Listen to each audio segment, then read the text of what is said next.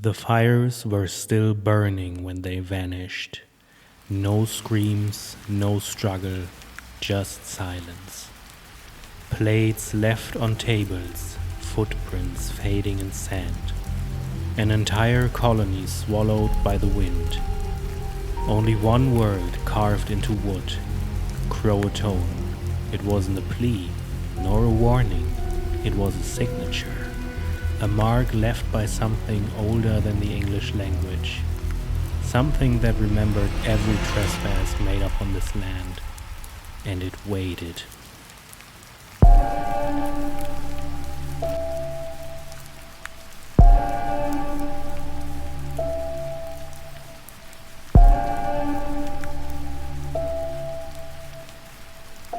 Subscribe. In 1587, the New World was still a rumor, a shimmering promise of gold and glory beyond the sea. England dreamed of an empire. Spain held the oceans, France the faith, but England wanted the future. And so 117 souls set sail across the Atlantic. They came to the island called Roanoke, a place of dense forests, shifting mists, and endless watching eyes.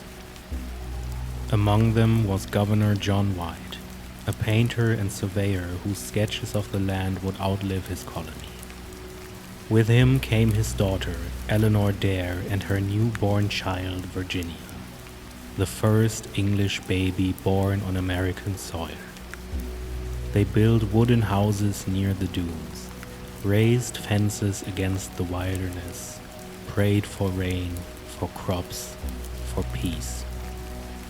The Algonquian tribes watched from the trees, uncertain whether these pale strangers came as guests or ghosts.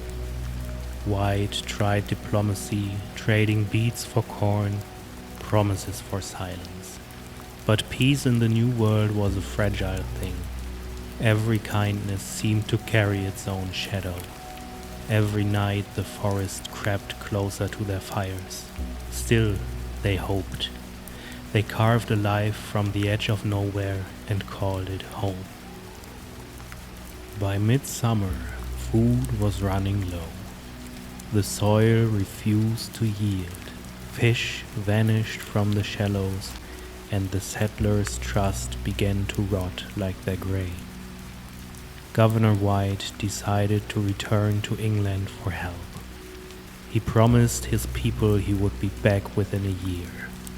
His ship left the coast one gray morning, the cries of gulls fading behind him. But England was burning with war. The Spanish Armada darkened the channel, and every ship was called to defend the homeland. For 3 long years, Roanoke waited. Storms tore through the island, crops failed, men turned on each other. No word came from across the sea. White's family, his daughter and the child who bore England's first hope, waited in the heat and silence. Letters were written, sealed, never sent. The horizon remained empty. Some believed they had been cursed for taking land not theirs. Others spoke of vanishing lights beyond the dunes, pale figures at the edge of the surf. A hunger grew that no harvest could fill. Faith began to taste like ash. In 1590, the war was over. John White finally found passage back. He crossed the ocean again, his heart chained to a promise. When his ship reached the Carolina coast, fog wrapped the island like mourning cloth. The air was thick with salt and memory. White called out for his daughter. No answer came. He walked through tall grass where houses once stood. The fort was still there, but empty, reclaimed by vines and silence.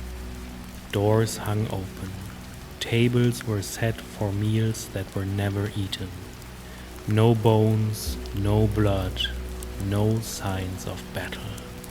Just absence. And then he saw it, on the gate post of the fort, carved deep into the wood. CROATOAN.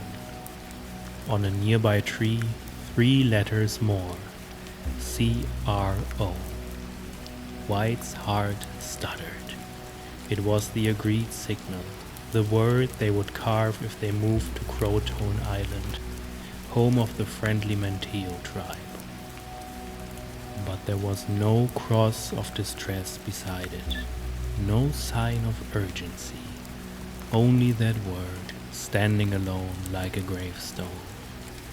White tried to sail south to search, but storms rose again, pushing his ship off course. He never saw Roanoke again. He died years later in England, still haunted by the word carved into wood. For centuries, the silence of Roanoke has been filled with speculation.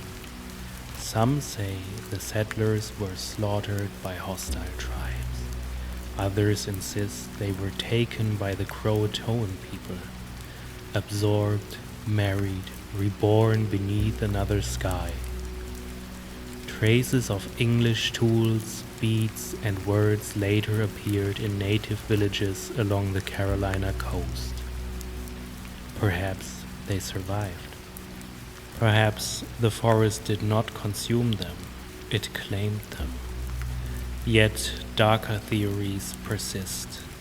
Whispered tales speak of madness, of starvation that turned into sacrifice, of the settlers offering their own to appease the spirits of the land they had tried to conquer. Archaeologists still dig at the site known as Site X. Fragments of pottery, bits of armor, shards of hope. Each discovery seems to answer one question, only to raise 3 more. And then there are the legends. Sailors swore that during storms off the Carolina coast they heard voices. English prayers whispered through the wind. Campers later claimed to find strange markings in the trees. The same 7 letters carved fresh, never aged. CROATOAN. A name, a curse, or perhaps a reminder. Roanoke was never found because it was never lost. It was erased, not by war or hunger, but by time's quiet cruelty. The people who came here sought to build a new world. Instead, they became a story, a caution whispered in the wind between the pines. The new world was not empty. It had memory, and it had teeth. Every footprint on its shore pressed against something ancient, something watching. Today, historians still argue. Excavations continue. Theories multiply like shadows in torchlight, yet no voice from that vanished colony has ever spoken again. Still, the mark remains, carved into wood, echoed in legend, a word that outlived 100 souls. CROATOAN. A single message from the edge of the known world. Was it a direction, a salvation, or a warning meant for those who came after, for those who even now still refuse to listen? Like and subscribe.